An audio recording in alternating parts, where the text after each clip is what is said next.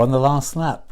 It's time to varnish, and the first thing I'm going to do is to mask the front panel of these drawers so that when I paint varnish on the front of here, it doesn't go onto the sides and make the whole drawer stick in the drawer cavity. And similarly, I'm going to put tape on the inside of each drawer cavity to stop the varnish I'm putting on the front going inside. I've done a little preparation prior to starting varnishing. First of all, I am varnishing it, I'm not painting it. It strikes me that if you've taken all that trouble to get these joints looking as good as they are, then it's a shame to cover it over with paint, but you might like to paint it, it's up to you. I'm going to varnish it, and the varnish I'm using has three qualities that means that when the varnish is dry, the wood will look very similar to how it looks at the moment. And the three qualities are, first of all, that it is clear. The second is that it's matte. And the third thing is that it's quick drying and it's solvent free. I've stirred it to make sure that the matting agent is distributed evenly through the varnish that I have left in this tin. Lucky I've got some left. The other thing is that I've taken out any debris that fell into the varnish. I'm also working quite cleanly, so I've got a paper towel to put stuff on to save it going over my Workmate.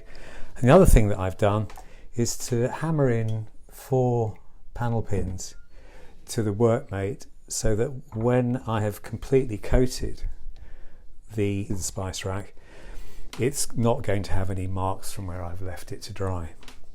I'm using quite a nice brush which I keep in its container so the bristles don't spray out.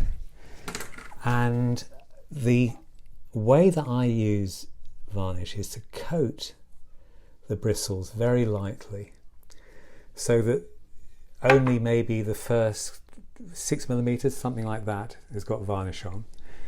And I then will start to work on the inside, and I'm working along the grain from the corner towards the outside. And I'm putting as little varnish on as I can.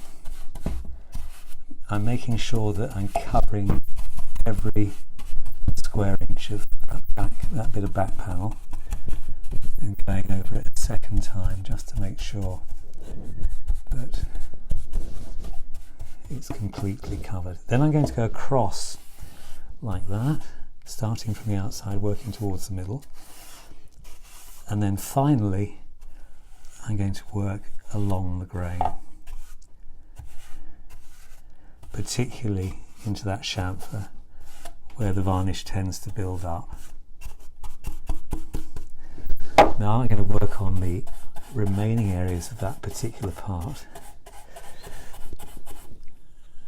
And notice I haven't put any more varnish on. The reason you're using a brush is to transfer the varnish from the pot onto your workpiece,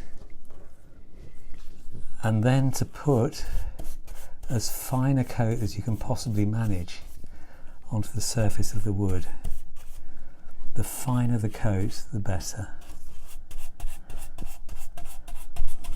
So I'm not reloading the brush very frequently, just spreading around what it is I've got. Now this only takes about 30 minutes to dry, so you don't want to hang around too much if you don't want to get brush strokes in your work. You should always end up brushing along the grain. So let's go over that again. Along the grain, across the grain once, outside towards the middle to spread it, and then finally outside towards the middle, making sure that you take the varnish out of those chamfers. If you end up with a bit of debris on it, you can just take it off with your finger before it dries. Let's go over that bit.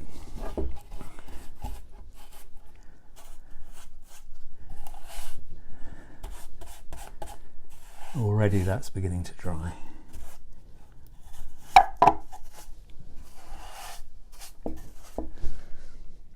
And the next big bit.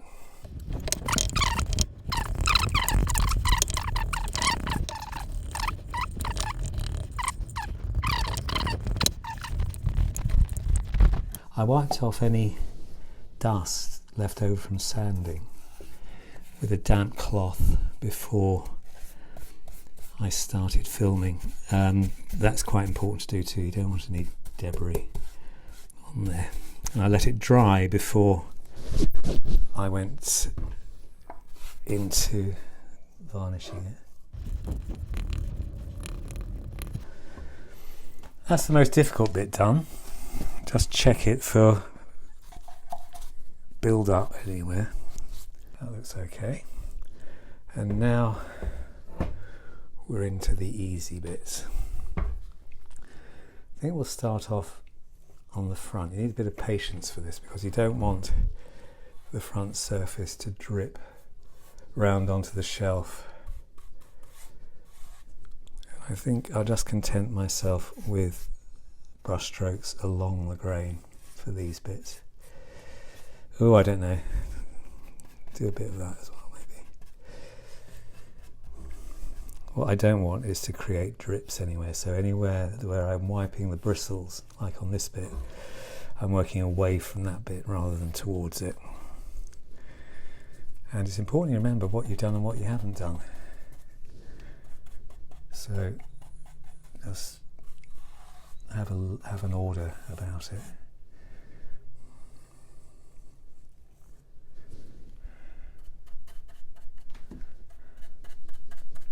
Notice middle towards the outside of the piece of wood, and you don't get drips because you're wiping your brush over it. Finish off along the grain. I've just got the side bits in the bottom to do.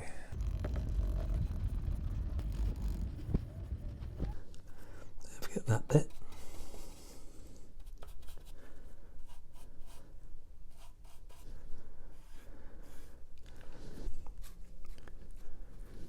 Great. Now we can hold it using that drawer cavity divider, because we're not going to be putting any varnish anywhere near there.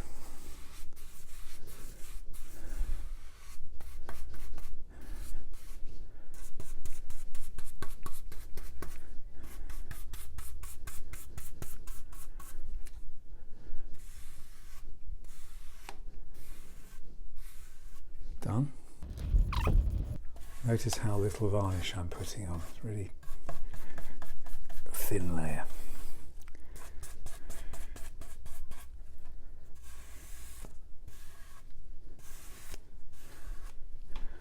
Apparently they used to paint Rolls Royces by hand before spraying became the thing to do, and it's a question of putting thin layers of paint on and rubbing it down between coats. I don't know how many coats they put on, a considerable number I should think, but that's still the technique that I follow. I think maybe you could copy. Don't be presumptuous. I actually learned this off a person called Barry Bucknell.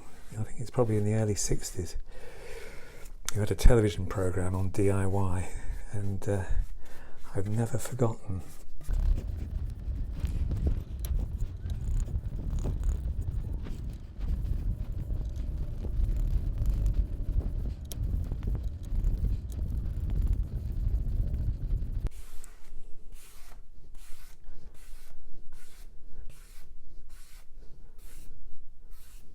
And that's done. All I've got to do now is to pop that on top of those 4 panel pins. And I leave that I can leave it for about an hour, I think. And come back to it, and we'll rub it down, and we'll do another coat. We'll do 3 coats in all. It's looking nice. Happy. Oh, one thing I'm going to do, which you might want to follow the tip of, rather than washing that out, I'm going to put it in a plastic bag so that it doesn't dry out and I can just use it straight from the bag. I've left this for about an hour now, and as I expected, the varnish is completely dry. It's also lifted up the grain, and the rough surface is caused by all those little fibres lifting a little bit to give a rough surface. They're called nibs, and what we have to do now is to rub off all those nibs to get a smooth surface back again, and they shouldn't reappear with a second coat.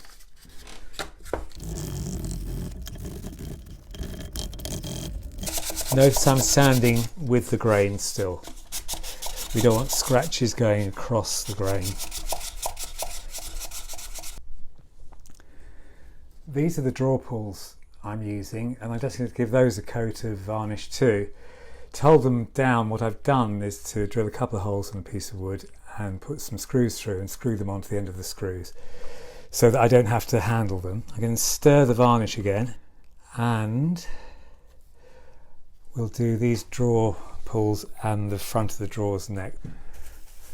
The brush is nice and flexible still.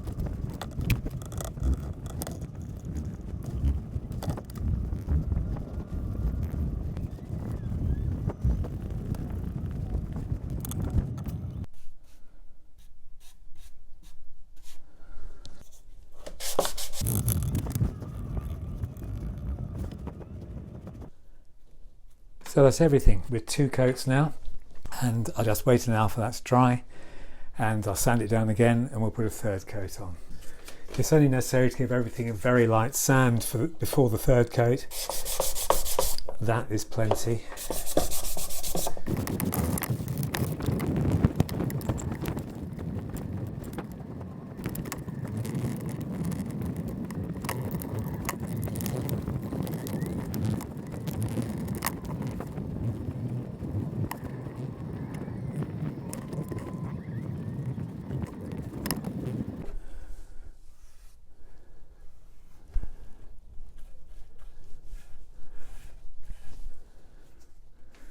You're probably tired of me talking about the exciting stages, but you've got to admit this is pretty exciting.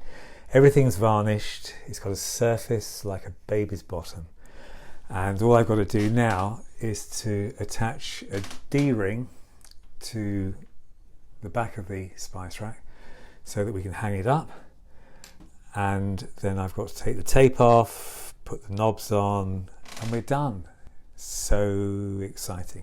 In fact, it's so exciting, I'm going to save the best bits to the last session.